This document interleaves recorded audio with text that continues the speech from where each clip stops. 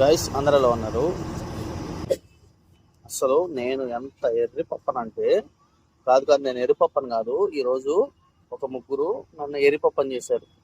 ఈరోజు నేను ఒక గవర్నమెంట్ హాస్పిటల్లో వర్క్ మీద వచ్చానమాట. అక్కడ ఏం జరిగిందంటే, ఒక ఆంటీ, ఒక ఇద్దరు అమ్మాయిలు లైక్ 13-14 ఇయర్స్ ఉంటారు. పెద్ద మాత్రం 30 ఇయర్స్ ఉంటుంది. వాళ్ళు ఏమడిగారంటే, నేను వెళ్తా ఉంటే నా వర్క్ కోసం పిలిచారు అన్న అన్న. సరే ఏమైందని చెప్పి ఆగా. మనకు కొంచెం దయాగుణం ఎక్కువ కదా.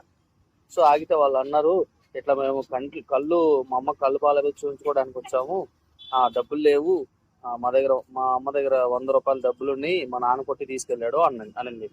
నేను అనగానే అయ్యో బాబాయ్ పాపం అని చెప్పి జేబులోంచి 100 రూపాయలు తీసి ఇచ్చేసాను. అసలు యాక్చువల్గా ఏంటంటే, గవర్నమెంట్ హాస్పిటల్లో కళ్ళు చూపించుకోవడానికి డబ్బులు అవసరం లేదు, దేనికి డబ్బులు అవసరం లేదు. అండ్ నేను 100 రూపాయలు ఇచ్చిన తర్వాత చూసా వాళ్ళ చేతి నిండా చిల్లర ఉన్నాయి. సో అంటే వాళ్ళు అడుక్కుంటున్నారు. సార్ అడుక్కున్నారేమో కాస్త ముందుకెళ్ళి డౌట్ వచ్చి వెనక్కి తిరిగి వీడియో తీసా, వాళ్ళకి తెలియకుండా.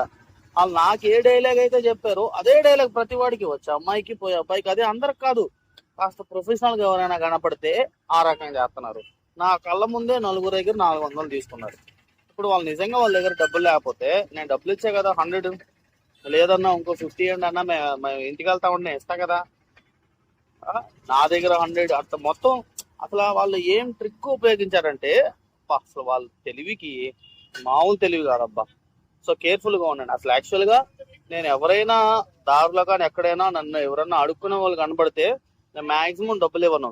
దగ్గర ఏ ఫుడ్ ఉంటే ఆ ఫుడ్ ఇస్తాను, ఎవరు అడిగినా ఇస్తాను. బట్ నేను మనీ కాకుండా ఫుడ్ ఏది ఉంటే అది తీసి ఇచ్చేస్తాను. బట్ ఈసారి నేను సరే ఆడపిల్లలు ఫ్యామిలీ కదని చెప్పి మోసపోయా. నెక్స్ట్ ఎవరైనా మీకు ఇలాంటి జరిగితే మోసపోవద్దు. ఒకవేళ అట్లా నిజంగా జరుగుంటే వాళ్ళందరి దగ్గర అడుక్కోరు. సో కొంచెం డౌట్ అనిపిస్తే మీ ఊరు ఏదమ్మా, మీ ఎంత కావాలి, మీ వాళ్ళకి ఫోన్ చేయండి, నేను పంపిస్తానని చెప్పి అట్లా ఇవ్వండి. అంతేగాని నా అలాగా మోసపోమాకండి. ఇంత వీడియో జాగ్రత్త.